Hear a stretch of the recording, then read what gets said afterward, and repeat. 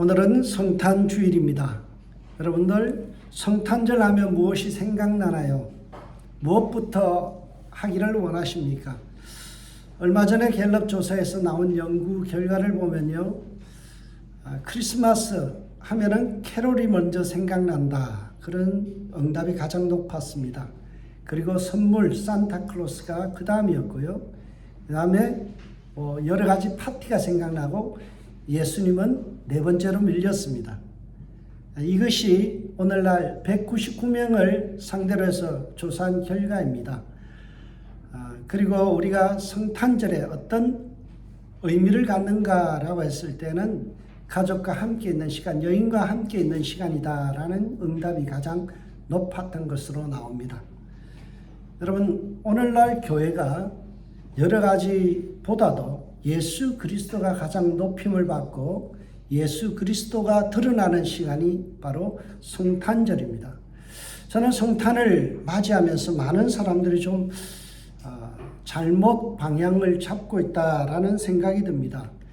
여러분들 보면서 질병 중에 ADHD라는 그런 질병이 있습니다. 과잉 행동장애라고 이야기하죠. 오늘날 교회가 성탄을 맞이할 때 많은 사람들이 이러한 모습으로 살아갑니다. 열심히 성극을 준비하고 특성도 준비하고 그리고 갖가지 이벤트와 행사를 하기에 여념이 없습니다. 행사 중심의 성탄절이 돼요. 그러니까 성탄절 전략 우리가 이브 때 교회들은 발표를 너무 많이 합니다. 그것을 위해서 무지 연습을 하죠. 그리고 그 행사가 끝날 때가 되면은 우리는 파김치가 되어 있는 거예요. 정작 우리가 성탄을 맞이해서 예수님과 깊이 사귐의 시간을 갖지 못하고 우리는 행동 과잉 장애에 걸린 그러한 장애인과 같이 너무나 많은 행동들을 쏟아내고 있다라는 것입니다. 여러분, 조금 더 성숙한 교회는요, 그 기간에 구제 기회로 삼습니다. 예수님께서 이 땅에 오실 때 인간의 몸으로 오셨다는 이 낮아지심을 우리가 실천하자라는 거죠. 케노시스, 자기를 비웠다라는 이 의미를 가지고 자기를 비워 타인을 더욱더 부유하게 하는 기회로 삼기 위해서 우리는 구제의 기회로 삼기도 합니다. 이것은 또한 좋은 일입니다. 그러나 성탄의 본질은 아닙니다. 크리스마스는 어떤 일을 하는 기간이 아닙니다. 어떤 좋은 일을 권면하는 일도 아니고요, 뻑적지근하게 행사를 멋있게 치르는 그런 절기도 아닙니다. 선물을 주고받는 기간도 아니고요, 가족들이 모여서 가족 파티를 여는 그런 기간도 아닙니다. 그러면 성탄의 본질이 무엇일까요?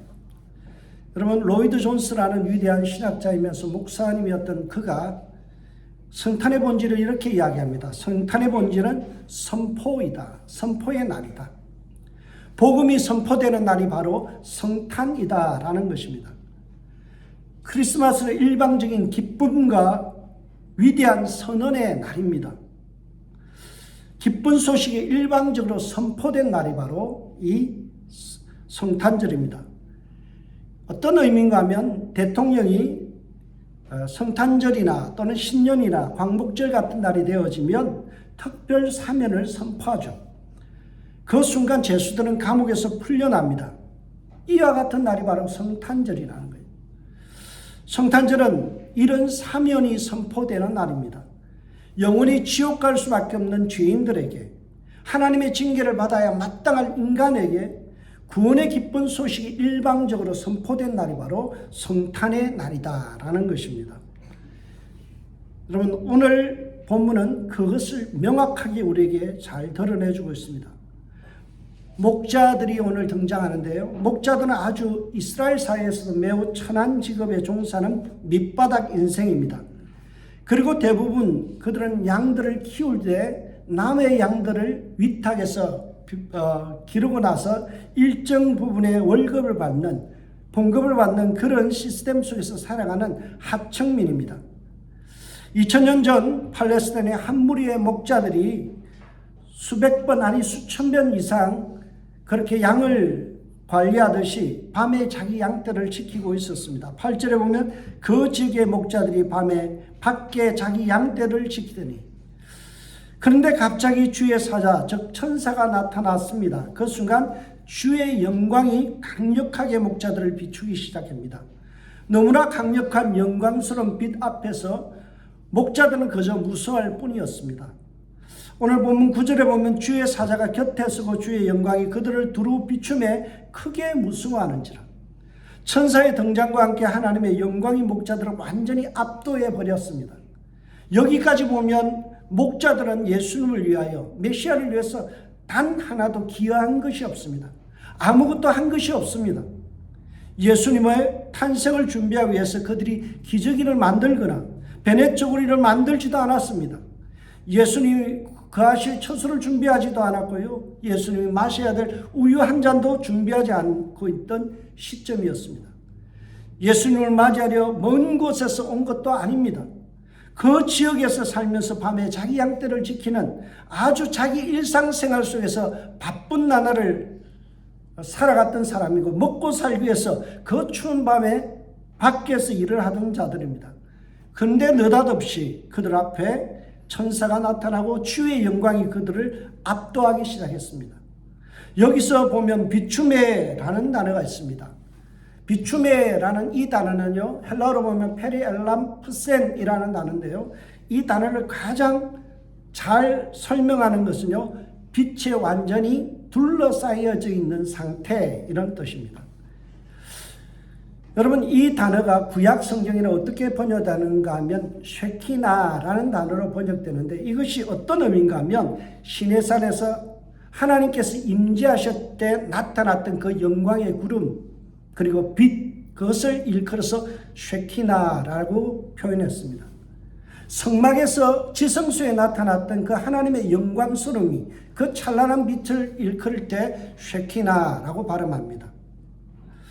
출애굽기 24장 16절에 보세요. 여호와의 영광이 시내산 위에 머물었고 구름이 엿새 동안 산을 가리더니 7째 날에 여호와께서 구름 가운데서 모세를 부르시니라. 여호와의 영광이 시내산에 가득했을 때 그때 상태를 페리엘람프센이라고 발음하고, 또 그것이 바로 쉐키나라고 이야기합니다. 이것은 성막에서도 나타났고 순교자 스데반이 돌에 맞아 죽을 때 그때 얼굴에 빛이 났을 때 바로 이것을 쉐키나, 똑같은 단어를 쓰고 있습니다. 그 영광스러운 빛이 보잘것없는 인생, 아무것도 귀한 것이 없는, 공로 없는 이 목자들에게 비추기 시작했습니다. 그리고 그 빛은 완전히 그들의 인생을 압도하기 시작했습니다. 그리고 나서 천사들의 일방적인 선포가 시작됩니다. 10절을 보세요. 천사가 이르되 무서워하지 말라. 보라, 내가 온 백성에게 미칠 큰 기쁨의 좋은 소식을 너에게 전하노라. 여기에게 기쁜 소식을 전하노라, 이 말은 우리가 익히 들었던 유앙겔리조마이, 이것은 선포하다, 선언하다, 기쁜 소식을 선포하다라는 뜻이에요. 이 유앙겔리조마이에 해당하는 히브리어가 보면 뭔가 하면 바사르라는 단어인데요, 그건 승리의 소식을 선포하다, 그런 뜻이에요. 천사가 나타나서 지금 목자들을 향하여 승리의 소식을 선포합니다. 놀라운 주의 영광이 드러나고 그들의 인생을 압도하기 시작하고 승리의 소식들을 선포하죠. 사무엘하 4장 10절과 열왕기상 1장 42절에 보면 승리의 소식을 선포하다라는 단어로 바사르라는 단어가 사용되었고, 이사야 40장에서는 구약의 시대에 시작되어진 하나님의 그러한 승리의 선포, 이럴 때 사용된 단어입니다. 여러분, 너무나 천박하고 너무나 보잘것없고 아무런 예수님을 위하여 한 것 없는 그 목자들에게 어느 날 갑자기 주의 은혜가 임하고요, 영광의 빛이 임하고, 그리고 하나님의 일방적인 선포가 시작되었어요. 어떤 선포입니까? 굿뉴스, 주님의 복음이 선포된 거예요. 모든 복음서에서 예수님의 탄생은 일방적인 선포로 묘사되어 있어요. 세례요한의 아버지 사가랴라는 제사장이 있을 때 천사가 나타나서 세례요한이 탄생할 것을 쭉 이야기하면서 천사가 한 말이 무엇입니까? 누가복음 1장 19절을 보면 나는 하나님 앞에 서 있는 가브리엘이라. 이 좋은 소식을 전하여 내게 말하라고 보내심을 받았노라. 이 좋은 소식을 전하여라고 할 때 이것도 동일하게 유앙겔리조마이라는 단어를 쓰고 있습니다. 여러분 누가복음 1장 30절에도 보면 천사가 이르되 마리아여 무서워 말라 내가 하나님께 은혜를 입었느니라. 마리아에게 나타났을 때 천사가 이르되라는 이 단어 역시 유앙겔리조마이 선포하다라는 단어입니다. 성탄은 무슨 날인가요? 법적지게 행사하는 날이 아니에요. 성탄은 어떤 날인가요? 우리에게 복음이 선포된 날이에요. 우리에게 죄로 말미암아 죽을 수밖에 없는 우리 인생에게 예수 그리스도의 그 복음이 우리에게 선포되어지고 그리고 그 예수 그리스도로 말미암아 우리에게 놀라운 은혜가 임하는 날이 바로 이 성탄이라는 사실입니다. 여러분 성탄의 내용을 보면 오늘 선포된 내용을 보면 너무나 참 놀라운 일들이 기록되어 있습니다. 선포된 형식이 너무 일방적이고요. 갑자기 나타난 천사들도 일방적으로 출현하죠. 여기까지 보면 인간이 그 무엇도 한 것이 없습니다. 예수님께서 이 땅에 오실 때 그들은 따뜻한 방 하나 준비한 것 없고 마구간에서 탄생하게 했던 너무나 그들은 공로 없는 자입니다. 말구류를 침대 삼아야 됐던 그 예수님의 탄생을 보면 인간은 그 어떤 것도 은혜 받을 자격이 없다라는 사실이에요. 더 놀라운 것은 선포의 내용입니다. 11절에 보면 오늘 다윗의 동네에 너희를 위하여 구주가 나셨으니 곧 그리스도 주시니라. 선포의 내용을 보면 너무나 우리에게는 일방적인 내용이죠.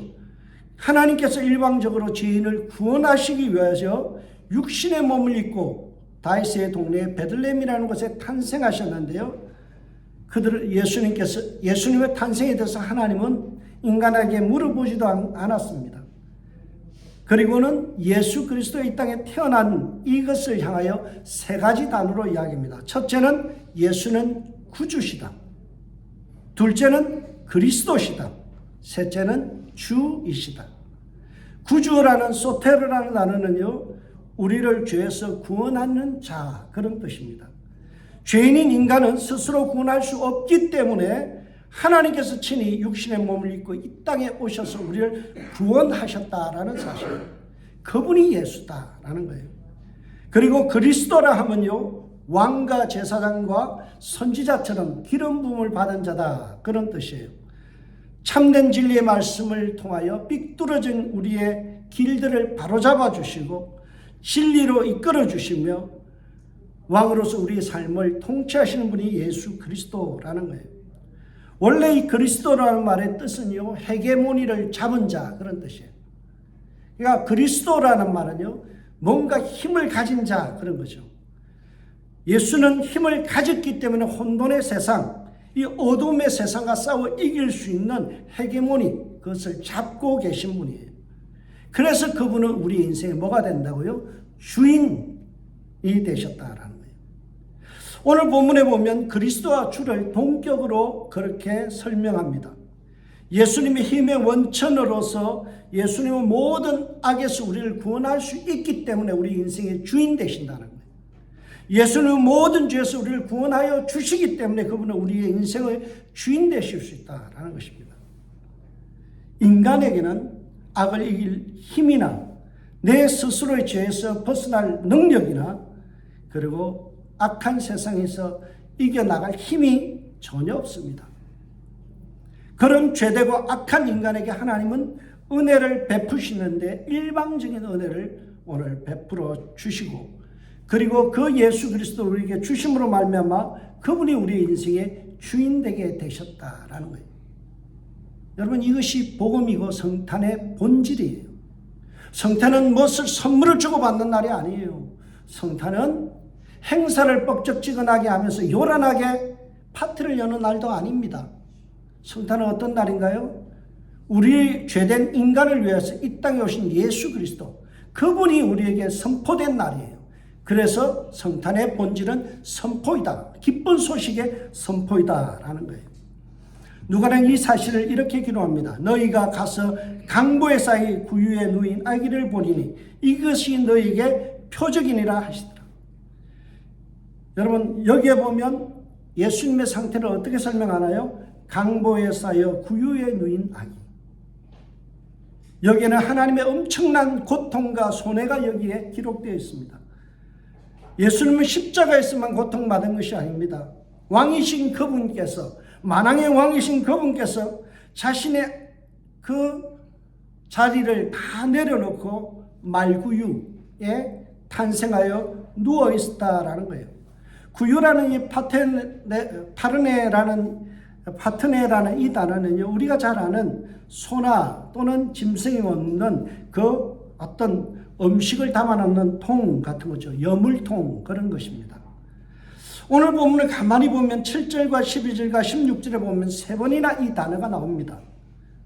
지금 마태는 이 단어를 굉장히 강조해서 우리에게 설명합니다. 예수님 어디 계시는가?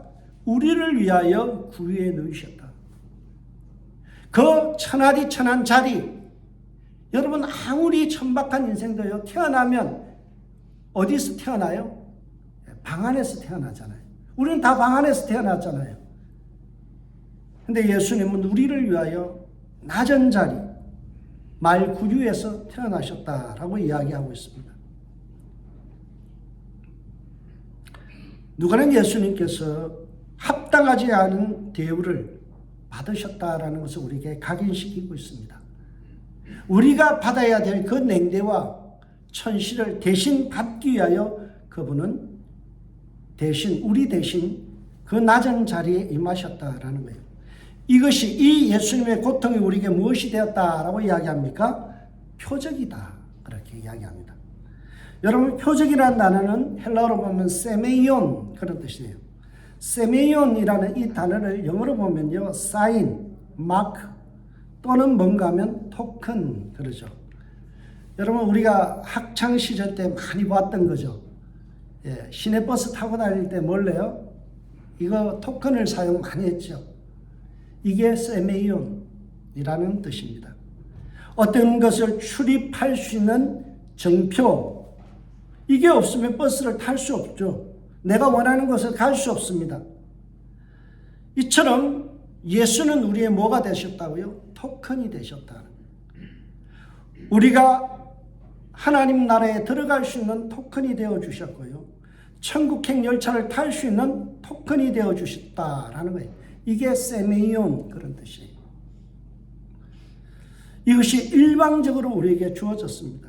아무런 공로 없는 우리에게, 은혜로 받을 자격 없는 우리에게 주어진 것입니다. 그래서 우리는 성탄에 무엇을 해야 될까요? 성탄에 할 일은 바로 하나님을 향하여 찬미하는 것입니다. 예배하는 것입니다. 우리를 위하여, 자격 없는 우리를 위하여 이 땅에 오셔서 복음을 선포하시고 기쁜 소식, 구원의 기쁜 소식을 주시기 위하여 친히 낮아지신 이 예수님, 그분을 찬미하는 것입니다. 오늘 본문에 보면 하나님의 피조물 중에 가장 숭고하기 그지없는 천사들이 떼를 지어 합창합니다. 호련히 수많은 천군이 그 천사들과 함께 하나님을 찬송하여 이르되,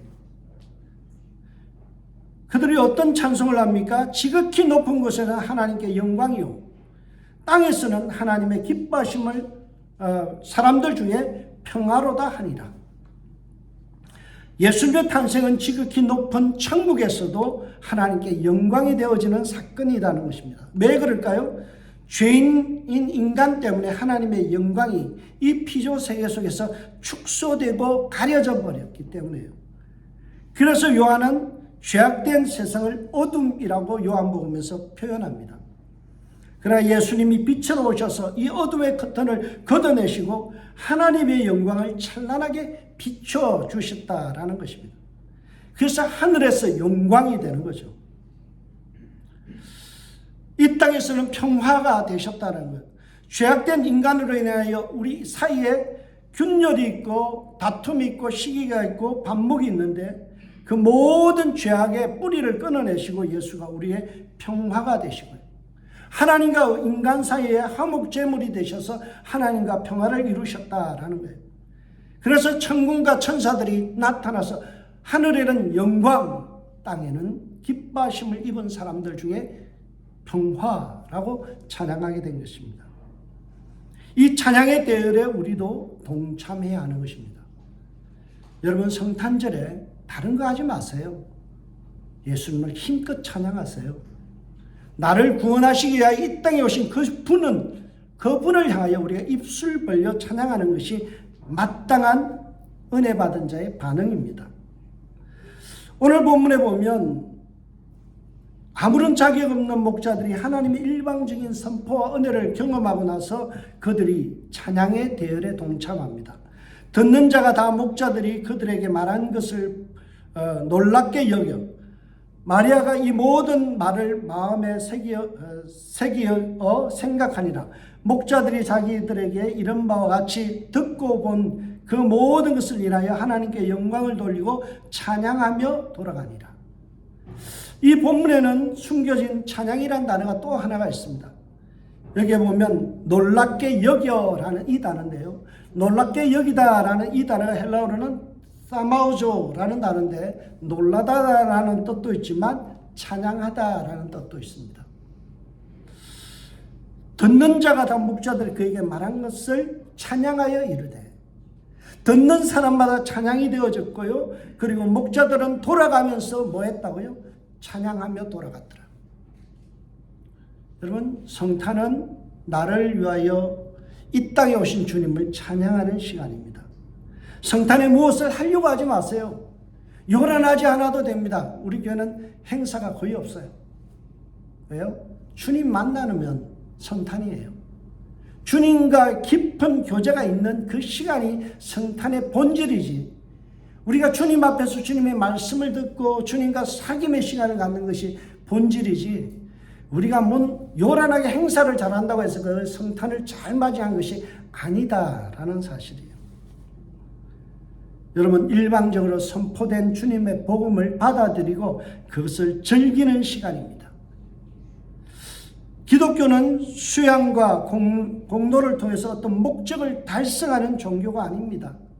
여러분, 종교라는 뜻은요, 어떤 뜻인가 하면 가장 높은 가르침, 그런 뜻이에요.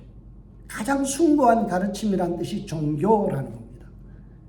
여러분, 기독교에서 가장 숭고한 가르침은 바로 복음이에요. 죄인인 인간에게 복음이 전해졌다. 이것이 가장 큰 우리에게 주어진 이 가르침입니다. 성탄은 과잉 행동장에서 벗어나 오직 구주만을 보고 주님만을 묵상하는 시간입니다. 제가 여러분들에게 소개하고 싶은 성경 구절은 찬양 가사죠. 너는 어느 곳에 있든지 주를 향하고 주만 바라볼지라. 주만 바라볼지라. 이게 성탄의 시간에 해야 될 우리의 그런 모습이죠. 여러분, 영국의 위대한 설교자 두 사람이 있습니다. 조셉 파크라는 사람과 스펄전이라는 설교자가 있습니다. 그들은 대단한 설교자예요.